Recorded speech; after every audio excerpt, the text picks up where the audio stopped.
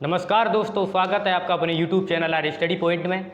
मैं रंजीत आर्य और आपके लिए आज जो लेकर के आया हूँ वो आपके लिए बहुत ही महत्वपूर्ण टॉपिक है। जो भी स्टूडेंट कॉम्पिटिटिव एग्ज़ाम की तैयारी करते हैं तो उनके लिए भी बहुत ही इम्पोर्टेंट अगर ये टॉपिक है, बहुत ही इम्पोर्टेंट टॉपिक माने जाने वाला है ये टॉपिक है। और ख़ास करके क्लास 12 के लिए तो है ही है ये, तो इसको हम पढ़ने की कोशिश करेंगे। आज इसको समझाऊंगा मैं आपको, ठीक से वीकली से समझाने की कोशिश करूंगा और आपको शायद ये वीडियो समझ में आए।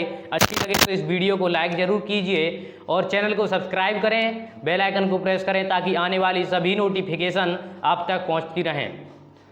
आपसे एक निवेदन कर दूँ कि वीडियो को ज़्यादा से ज़्यादा संख्या में आप लोग पूरा देखिए।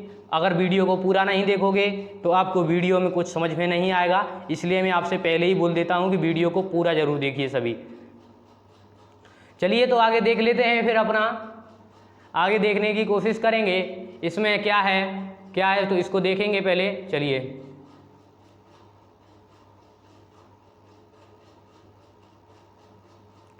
इसमें दिया है कि अंतर्राष्ट्रीय संगठन किसे कहते हैं।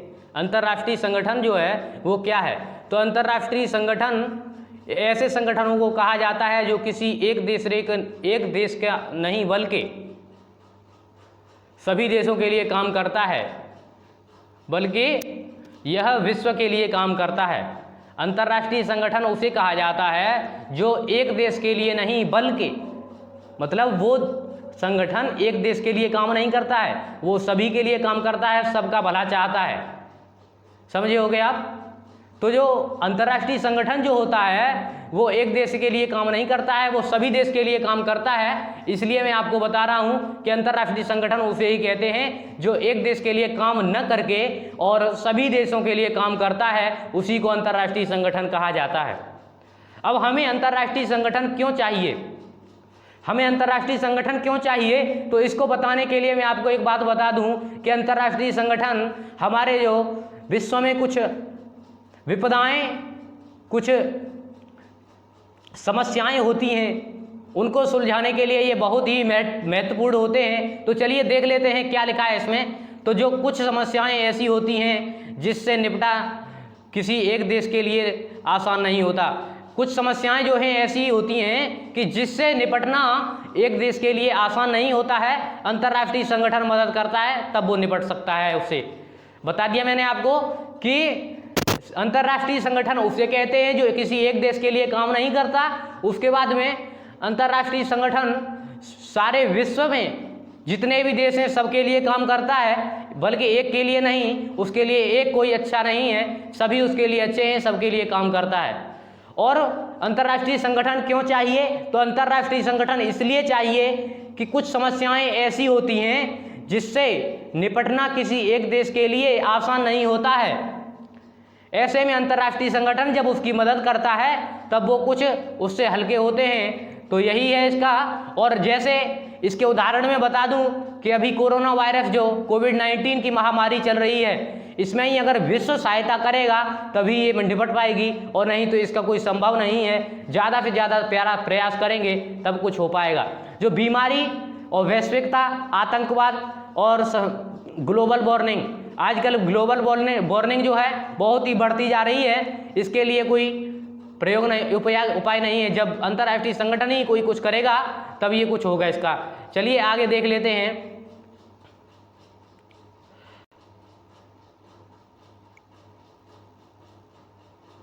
अंतर्राष्ट्रीय संगठन, जो अंतर्राष्ट्रीय संगठन होता है वो युद्ध और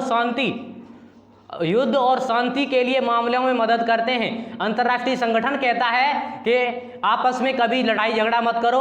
अंतर्राष्ट्रीय संगठन ये बात को मना करता है। अगर किसी में लड़ाई या झगड़ा हो भी जाता है तो उसको सुलझाने की पूरी कोशिश कौन करता है, तो वो करता है अंतर्राष्ट्रीय संगठन करता है।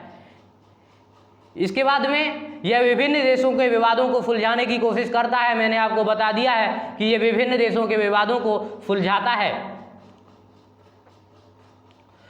तो संयुक्त राष्ट्र संघ यूएनओ, जिसे शॉर्ट में यूएनओ कहा जाता है, और यूनाइटेड नेशंस ऑर्गेनाइजेशन, इसको यूएनओ की फुल फॉर्म है। तो संयुक्त राष्ट्र संघ ये एक अंतर्राष्ट्रीय संगठन है। तो अंतर्राष्ट्रीय संगठन ये कब बनाया गया, तो इसकी बात मैं बता दूं एक बार। लीग ऑफ नेशन 1914 से जब 1918 तक जो एक विश्व युद्ध हुआ था, प्रथम विश्व युद्ध जब 1914 से 1918 तक हुआ, तो जब सभी विश्व के देशों ने सोचा कि अगर दूसरा विश्व युद्ध हो गया तो क्या होगा, इसमें ही बहुत भयंकर तबाही मच गई। 1914 से 1918 तक दूसरा विश्व युद्ध हुआ था, ये आपको याद रखना है। इसके बाद में जब 1914 से 1918 में जब लीग ऑफ नेशन एक अंतर्राष्ट्रीय संगठन बनाया गया, उसके बाद में भी दूसरा विश्व युद्ध हो गया 1945 तक। जो दूसरा विश्व युद्ध हुआ था 1945 तक, 1939 से 1945 तक। तो फिर जनता ने सोचा, जब ये लीग ऑफ नेशन हमने बनाया और इसको बना दिया, तब भी इसने कुछ नहीं संभाल पाया हमारे विश्व का, और दोबारा से विश्व युद्ध द्वितीय विश्व युद्ध हो गया 1939 से 1945 तक। तो इसमें जो सुधार लाने की कुछ ज़रूरत है। तो फिर सभी देशों ने मिलकर के 1945 को स्थापना इसकी जो संयुक्त राष्ट्र संघ को बनाया। फिर लीग ऑफ नेशन के नेतृत्व में इस संयुक्त राष्ट्र संघ को अंतर्राष्ट्रीय संगठन एक और सहायता के लिए बनाया, यूनाइटेड नेशन ऑर्गेनाइजेशन। तो ये इन्होंने जब बनाया तो इसकी स्थापना जो हुई थी वो अक्टूबर 1945 को हुई थी, और 51 देश द्वारा संयुक्त राष्ट्र संघ की घोषणा पर हस्ताक्षर किए गए थे। 51 देशों ने इस देश पर हस्ताक्षर किए थे इस संगठन को बनाने के लिए। तो इस पर हस्ताक्षर करने के, इसकी जो स्थापना हस्ताक्षर करने के बाद हुई, और जो लीग ऑफ नेशन थी, यूएनओ लीग ऑफ नेशन का उत्तराधिकारी है। आपको बता दिया मैंने पहले ही, लीग ऑफ नेशन का ये यूएनओ उत्तराधिकारी है, संयुक्त राष्ट्र संघ। आगे देख लेते हैं आगे क्या है इसमें, तो चलिए आगे देखने की कोशिश करेंगे। तो संयुक्त राष्ट्र जो संघ है उसके उद्देश्य क्या हैं, तो उद्देश्यों को पढ़ने की कोशिश करेंगे। चलिए देख लेते हैं फिर अंतर्राष्ट्रीय संगठन के जो उद्देश्य हैं। सबसे पहला जो उद्देश्य है वो ये उद्देश्य यह है कि अंतर्राष्ट्रीय झगड़ों को रोकना। भाई अंतर्राष्ट्रीय झगड़े बहुत ही होते हैं, तो इनको रोकने की कोशिश अगर कोई करता है तो अंतर्राष्ट्रीय संगठन करता है। अंतर्राष्ट्रीय संगठन करता है तो यही मैंने आपको बता दिया है। इसके बाद में राष्ट्रों के बीच में सहयोग की राह दिखाना। वो कहता है कि राष्ट्रों के बीच जो जितने भी देश हैं आपस में अपना अपना सहयोग करें और आराम से ठीक से रहें, इस बात को कहता है। ये इसका एक मुख्य उद्देश्य है। और अगर किसी देश की युद्ध छिड़ जाए, अगर किसी देश में युद्ध छिड़ जाए तो शत्रुता के दायरे को कम करना। जो युद्ध जब छिड़ जाता है, आपको मालूम है, अगर आप अपने भी घर में देखें तो अगर किसी से अगर लड़ाई थोड़ा झगड़ा हो जाता है तो शत्रुता बन जाती है। तो ऐसे ही किसी टॉपिक को एक बात बता दूं आपको, अगर याद करने का टॉपिक आपको जैसे मैं याद करता हूं ना, अगर मैं आपको बताने की आपको कोशिश करूं तो आप समझिएगा पहले कि जो मैं टॉपिक को समझता हूं सारा कुछ मैं पहली बार में समझ जाता हूं, वो मुझे मालूम है। लेकिन इसमें एक मेरा जो रूल है समझने का, वो रूल यह है कि मैं किसी भी टॉपिक को समझता हूं तो अपने पारिवारिक, अपने क्षेत्र के समर्थन से समझता हूं, अपना उससे रिलेट करता हूं, अपने परिवार से, अपने क्षेत्र से। किसी संगठन या किसी लड़ाई झगड़े को, कोई भी टॉपिक आए, अगर राजनीतिक विज्ञान में या भूगोल या नागरिक शास्त्र किसी चीज में आ जाए, तो मैं अपने टॉपिक को अपने क्षेत्र, परिवार, घर और मकान से रिलेट करता हूं, तब मैं उस टॉपिक को समझता हूं। तो आपसे यही निवेदन करता हूं कि टॉपिक को आप समझिए तो अपने परिवार के रिलेटेड समझिए, तो आपको ये टॉपिक है वो जिंदगी भर याद रहेगा। गारंटी की बात देता हूं, 100 में 100% नहीं तो 95% तो गारंटी की बात देता हूं कि आपको याद रहेगा। चलिए आगे देख लेते हैं, आगे क्या है। आगे है किसी देश की युद्ध छिड़ जाए तो शत्रुता के दायरे को कम करना है, इसका उद्देश्य है। इसके बाद में पूरे विश्व के लिए सामाजिक आर्थिक विकास के लिए कार्य करना। ये जो संगठन है पूरे देश के लिए सामाजिक विकास करने की कार्य करता है, आर्थिक विकास करने की कार्य करता है। सोचता है कि इस देश में पैसे की कमी है तो उसको, किसी देश में अगर पैसे भी कमी पड़ जाती है तो यह अंतर्राष्ट्रीय संगठन उस देश की हेल्प करता है। तो यह भी इसकी एक मुख्य विशेषता है। और आपदा, महामारी आदि अन्य समस्याओं को मदद करता है। अभी आपको मालूम है कि आपदा जो महामारी होती हैं उनकी भी मदद करता है। आपने सुना होगा WHO का नाम, WHO सुना होगा आपको। तो जो WHO जो है उसकी फुल फॉर्म है world health organisation, world health organisation. तो वह जो है इसी का भाग है, अंतर्राष्ट्रीय संगठन का भाग है। उसमें से भी कुछ भाग बना दिए गए, जो जैसे WHO है वो स्वास्थ्य के काम पर कार्य करता है। ये भी आपको आगे समझाने की कोशिश करूंगा। और याद शायद मैंने पीछे वाली वीडियो में शायद आपको बता दिया है, वीडियो नहीं देखी हो तो आप पूरी वीडियो देखिए और आपको जो लिंक है वो डिस्क्रिप्शन में मिलेगी। और हाँ, इसकी जो PDF लिंक है, जिसे मैं पढ़ा रहा हूँ उसकी जो PDF लिंक है, PDF लिंक वो आपको डिस्क्रिप्शन में मिलेगी। ठीक है, चलिए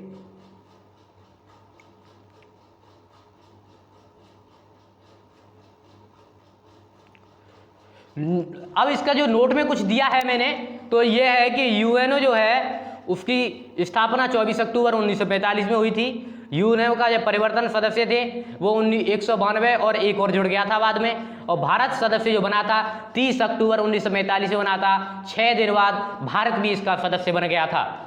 और UNO की जो अब आम सभा जो है उसमें सभी सदस्यों को एक वोट हासिल है। UN की आम सभा में सभी सदस्यों को एक वोट हासिल है। इसके बाद में सुरक्षा परिषद में सदस्य इसके 15 हैं और स्थायी 5 हैं और अस्थायी 10 हैं। ठीक है, और जो एक बात और आगे देख लेते हैं। आगे जो है UNO का सबसे अधिक दिखाई देने वाला कोई चेहरा महासचिव होता है।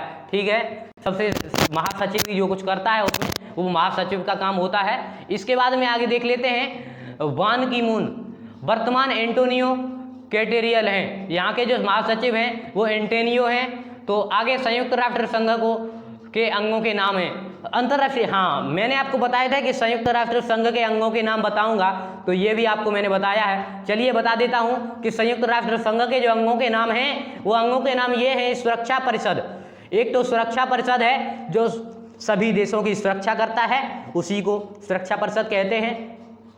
उसके बाद में अंतर्राष्ट्रीय संगठन, अंतर्राष्ट्रीय न्यायालय, वो अंतर्राष्ट्रीय न्याय के बारे में कार्य करता है। सचिवालय, ये भी एक संयुक्त राष्ट्र संघ का अंग है। इसके बाद में आगे देख लेते हैं आम सभा, ये भी अंग है। न्यासिकता, ये भी अंग है। आर्थिक एवं सामाजिक परिषद है, ये भी अंग है। WHO, UNDP, UNHRC और UNICEF और UNESCO। चलिए आगे देख लेते हैं। सुरक्षा परिषद की स्थायी सदस्यता हासिल करने में क्या योग्यता हो। सुरक्षा परिषद की जो सुरक्षा परिषद है उसकी स्थायी जो सदस्यता हासिल करने के लिए क्या योग्यता होनी चाहिए। सुरक्षा परिषद की सदस्यता पाने के लिए क्या योग्यता होनी चाहिए, जब ही हमको सदस्यता मिलेगी।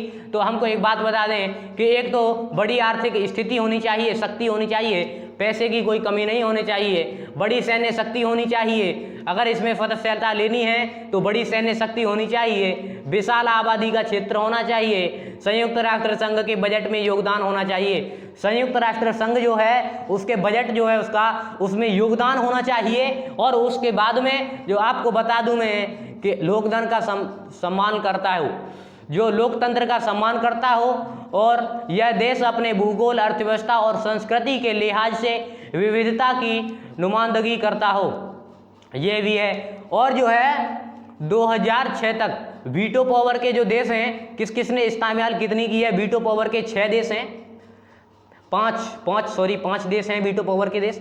तो पहला है अमेरिका।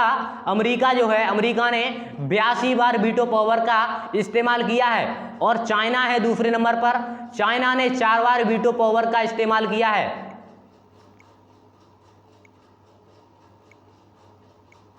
चाइना ने 4 बार वीटो पावर का इस्तेमाल किया है। और रूस जो है, रसिया ने 122 बार किया है, जिसे सोवियत संघ भी कहा जाता है। 122 बार वीटो पावर का उपयोग किया है। इसके बाद में फ्रांस जो है, फ्रांस ने 18 बार वीटो पावर का उपयोग किया है। और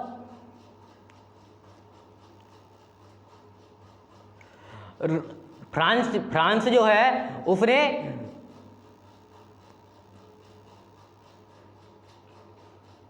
18 बार वीटो पावर का उपयोग किया है। अब इस संयुक्त राष्ट्र संघ के सुधार की मांग क्यों है? संयुक्त राष्ट्र संघ के सुधार की मांग क्यों है? तो संयुक्त राष्ट्र संघ में क्या सुधार लाना चाहिए, तो ये भी आपको बताऊंगा मैं। संयुक्त राष्ट्र संघ के सुधार में क्या मांग जरूरी है, तो देख लेते हैं इसको भी। संयुक्त राष्ट्र संघ में सुधार की मांग क्या है? तो संयुक्त राष्ट्र मांग के संघ की जो सुधार की मांग है उसमें तो बनावट और प्रक्रिया में सुधार होना चाहिए। सबसे पहले तो इसका बनावट और प्रक्रिया है उसमें सुधार होना चाहिए। संगठन के न्यायाधिकार में आने वाले मुद्दे उस पर भी सुधार होना चाहिए। सुरक्षा परिषद के आकार में परिवर्तन होना चाहिए। जो सुरक्षा परिषद का आकार है उसमें परिवर्तन होना चाहिए, तो आकार थोड़ा बड़ा होना चाहिए। इसके बाद में आगे देखेंगे हम।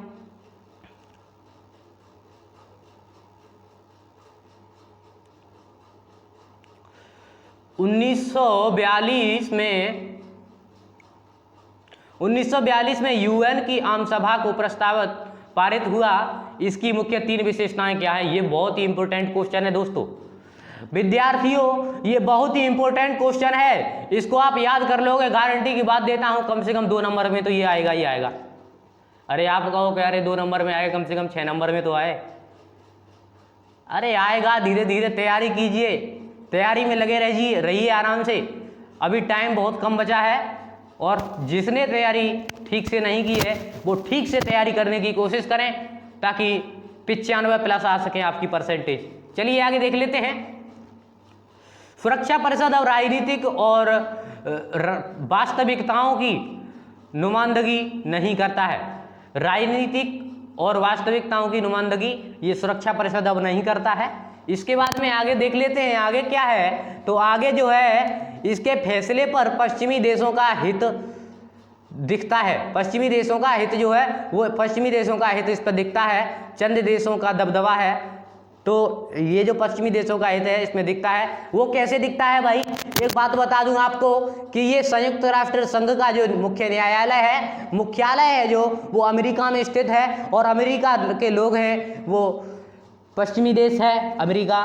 तो अमेरिका के जो लोग हैं कुछ तो बड़ा ही अपने आए तो अपना दबदबा दिखाते हैं, वहाँ पर उनका ही दबदबा है, चंद देशों का दबदबा है, उन्हीं लोगों का दबदबा है। वो इतना ये है कि जितना बाहर के देशों की नहीं चलती है उसमें, जितना अमेरिका के देशों की चलती है, अमेरिका लोगों की चलती है, तो इतना ही है। इसके बाद में इसमें बराबर का प्रतिनिधित्व नहीं है। मैंने बता दिया ना आपको कि इसकी बराबर की किसी की नहीं चलती है इसमें, तो यही है। इसके बाद में आगे देखने की कोशिश करेंगे। चलिए चलते हैं फिर आगे।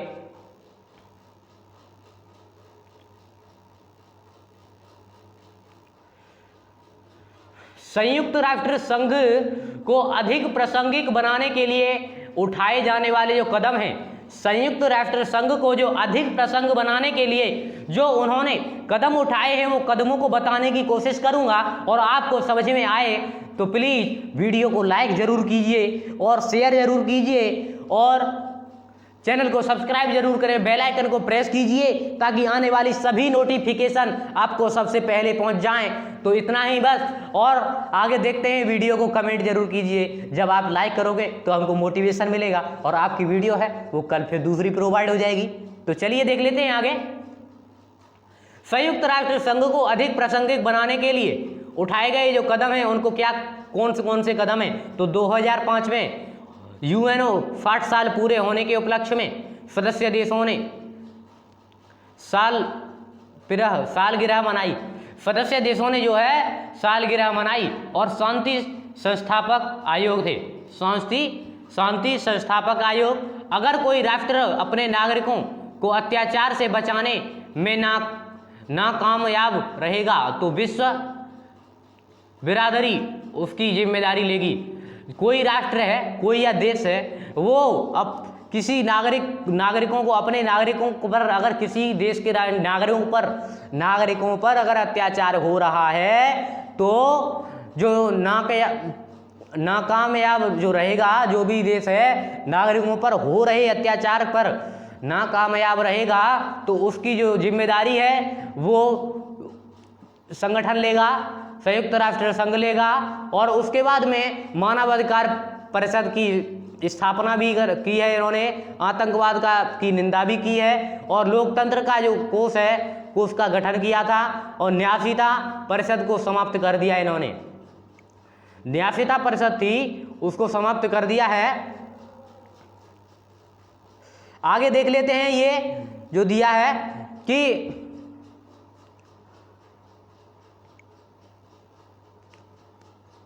WHO world trade organisation, WTO world trade organisation जिसे कहा जाता है, वो उसकी स्थापना 1995 में हुई थी, और इसके उत्तराधिकारी WTO, सदस्य संख्या 150 है इसकी। और जो ये कहाँ कहाँ चलाया जाता है, तो इसकी बात बता दूं आपको कि ये जो है अमेरिका, जापान, यूरोपीय संघ जैसी शक्तियाँ के नियमों को इस तरह बनाता है जिससे उन्हें लाभ होता है, और विकासशील देशों के कामकाज को लेकर शिकायत करते हैं। ठीक है, ये आपको समझ में आया होगा। इसके बाद में देख लेते हैं आगे क्या है। अंतर्राष्ट्रीय मुद्रा कोष जो है, अंतर्राष्ट्रीय मुद्रा कोष IMF, अंतर्राष्ट्रीय मुद्रा कोष, ठीक है, तो इंटरनेशनल मुद्रा फंड, ठीक है, ये है। तो इसकी मनी फंड जो है मुद्रा कोष, तो इसको वैश्विक स्तर पर वित्त व्यवस्था की देखरेख करता है, वित्तीय तकनीकी सहायता प्रदान करता है। जो वित्तीय तकनीकी जो सहायता है वो 184 देशों को ये प्रदान करता है। वित्तीय और तकनीकी सहायता ये 184 देशों को प्रदान करता है, और इसके जो सदस्य हैं 184 ही सदस्य हैं इसके, और G8 के देशों का महत्व ज़्यादा है इसमें। G8 के जो देश हैं उसका ज़्यादा महत्व है। और अंतर्राष्ट्रीय अधिवक् ऊर्जा एजेंसी इसकी है, और IAEA स्थापना, अंतर्राष्ट्रीय आणविक ऊर्जा एजेंसी जिसका पूरा नाम है IAEA का, तो इसकी स्थापना 1957 ईस्वी में हुई है, और यह संगठन परमाणुक ऊर्जा के शांतिपूर्ण उपयोग को बढ़ावा देने के और सैन्य उद्देश्यों में इनका इस्तेमाल होने से रोकने का प्रयास करता है। ये जो है अंतर्राष्ट्रीय आणविक ऊर्जा एजेंसी, वो उसका काम जो है, उसका काम यह है कि जो परमाणुक ऊर्जा है और सैन्य की जो शक्तियां हैं उनको चलाने से रोकता है। वो कहता है कि इसका प्रयोग बिल्कुल मत कीजिए, इससे कोई फायदा नहीं है। आपको वो तो मालूम है कि भारत में 2 विश्व युद्ध हो गए हैं आज तक, और 2 विश्व युद्ध होने के बाद में अगर दोनों विश्व युद्ध में अगर किसी का फायदा हुआ हो तो हमको बता दें। किसका फायदा हुआ है? किसी का फायदा नहीं हुआ है। तो यही है कि किसी का इससे फायदा नहीं होता है।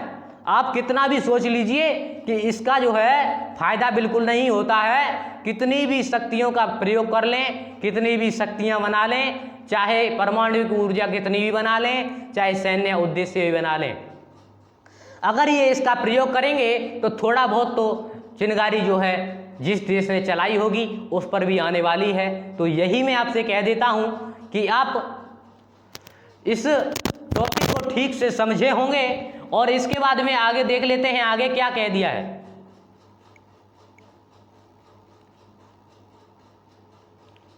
आगे जो है, आगे एमनेस्टी इंटरनेशनल एक ये भी संगठन है, एनजीओ, विश्व में मानवाधिकार की पूरी रक्षा के लिए काम करता है। ये विश्व में जो मानव के अधिकार हैं उनके लिए पूरा काम करता है। सरकार के बारे में रिपोर्ट छापता है। सरकार अगर कोई गलत कार्य करती है तो उसके बारे में कौन रिपोर्ट छापता है? तो यही रिपोर्ट छापता है। तो इसी की बताता हूँ मैं आपको कि ये जो है सरकार के बारे में रिपोर्ट छापता है। और ह्यूमन राइट वेथ जो है एनजीओ है और अमेरिका का सबसे बड़ा मानवाधिकार संगठन है ये, और मीडिया का ध्यान मानवाधिकार आंदोलन को जोर खींचता है। और चाइल्ड लोबर बारूदी सुरंगें इसमें हैं। तो ये आपको मैंने इसका टॉपिक समझा दिया है। और इसके बाद में जो है, इसके बाद में हमारा है, आगे देख लेते हैं आसियान स्तंभ। आसियान जो स्तंभ हैं इसको पढ़ने की कोशिश करेंगे। आसियान शैली मैंने आपको पहले बता दी थी, अगर वीडियो नहीं देखी हो तो वीडियो देख लीजिए, आपको प्लेलिस्ट में मिलेगी वो। तो चलिए, तो ह्यूमान के जो स्तंभ हैं वो आसियान सुरक्षा समुदाय थी एक, तो जो क्षेत्रीय विवादों को, सैनिक टकराव को ले जाना, शांति समझौता, सहयोग, हस्तक्षेप को बढ़ावा देना, इसका जो कार्य था, उसका कार्य था कि विश्व में जो आसियान जो शैली है, आसियान संघ है, वो एशिया का संगठन है। तो उसने सोचा था कि हमारे एशिया जो एशिया महाद्वीप है उसमें शांति हो, शांति की भावना उत्पन्न हो और समझौता हो। समझौता अगर किसी के पास किसी से झगड़ा हो जाता है तो उससे समझौता हो, ये उसका मुख्य उद्देश्य है। तो ये उसका मुख्य उद्देश्य है। और इसके बाद में अगर आपको बता दूं कि शांति, समझौता, सहयोग, हस्तक्षेप को बढ़ावा देना, ये हस्तक्षेप को बढ़ावा देता है और आपस में सहयोग भी करता है। इसके बाद में आसियान आर्थिक मुद्रा। आसियान जो आर्थिक मुद्रा है, आर्थिक समुदाय है, आसियान आर्थिक समुदाय तो आसियान देशों का साझा बाजार तथा आधार तैयार करना, आर्थिक विवादों को सुलझाना। आसियान का साझा बाजार समझते हैं आप, मुक्त बाजार जिसे क्या कहा जाता है, वैसे साझा बाजार उसे कहा जाता है कि जिस बाजार में अगर सभी लोगों का अस्तित्व हो, सभी लोग जा सकें, सभी लोगों का अगर योगदान है तो वह साझा बाजार कहलाता है। और आधार तैयार करना, साझा बाजार तथा आधार तैयार करना, वो आधार तैयार करता है। इसके बाद में आर्थिक विवादों को सुलझाना, जो पैसे से, मनी से रिलेटेड अगर कोई विवाद होता है तो यह सुलझाने की कोशिश करता है। कौन? कि आसियान आर्थिक समुदाय इसे समझाने की कोशिश करता है। इसके बाद में आगे देखेंगे तो आगे जो दिखाया है तीसरे नंबर पर जो है आसियान सामाजिक सांस्कृतिक समुदाय। आसियान सामाजिक सांस्कृतिक समुदाय, इसका उद्देश्य है कि सामाजिक और सांस्कृतिक विकास करना। सामाजिक और सांस्कृतिक विकास करना अगर किसी का उद्देश्य है तो आसियान सामाजिक और सांस्कृतिक समुदाय का है। ये कहता है कि सामाजिक सांस्कृतिक जो विकास है, सामाजिक विकास करना, ये इसका उद्देश्य है। तो ये है। इसके बाद में आगे बस हमारा जो टॉपिक है वो बस ख़त्म हो चुका है हमारा चैप्टर। तो उससे पहले मैं आपसे एक निवेदन कर दूं कि मेरे वीडियो को अगर आपने लाइक नहीं किया है तो लाइक ज़रूर कीजिए। देखो आपके साथ में इतनी मेहनत करता हूँ, कोई नहीं, मेरी वीडियो को लाइक कीजिए और चैनल को सब्सक्राइब जरूर कर लीजिए ताकि सभी आने वाली नोटिफिकेशन आप तक पहुँचती रहें। और जो व्हाट्सएप ग्रुप का लिंक है वो इसके डिस्क्रिप्शन में दिया गया है और डिस्क्रिप्शन से व्हाट्सएप ग्रुप को ज्वाइन कर लीजिए ताकि आपके जो डाउट होंगे वो डाउट क्लियर हो सके। तो बस और आपसे बस इतना ही रिक्वेस्ट करता हूँ कि आपने जो मेरी वीडियो को पूरा देखा है उसके लिए आपका बहुत बहुत धन्यवाद करता हूँ, बहुत बहुत धन्यवाद करना चाहता हूँ। और आपने बहुत ही महत्वपूर्ण अपना योगदान देकर इस वीडियो को देखा और शायद आपको इस वीडियो में ज़रूर कुछ न कुछ समझ में आया होगा, कम से कम 70-80% समझ में आया होगा। अगर इस वीडियो को आप दूसरी बार अगर देख लोगे एक बार और तो समझ में आ जाएगा। इसकी जो PDF लिंक है वो आपको डिस्क्रिप्शन में मिल जाएगी, इसकी लिंक। इसके बाद में अगर आपको कोई डाउट है तो व्हाट्सएप ग्रुप को ज्वाइन कीजिए और व्हाट्सएप ग्रुप में आपको मिल जाएगी। और अगर वीडियो कैसी लगी है ये आप इस वीडियो के कमेंट में ज़रूर बताइए, ये राह हमको ज़रूर दीजिए। तो इतना ही मैं आपसे चाहता हूँ और आपका बहुत बहुत धन्यवाद, आपने हमारी वीडियो को पूरा देखा। तो चलते हैं, फिर मिलते हैं अगली वीडियो में। नमस्कार।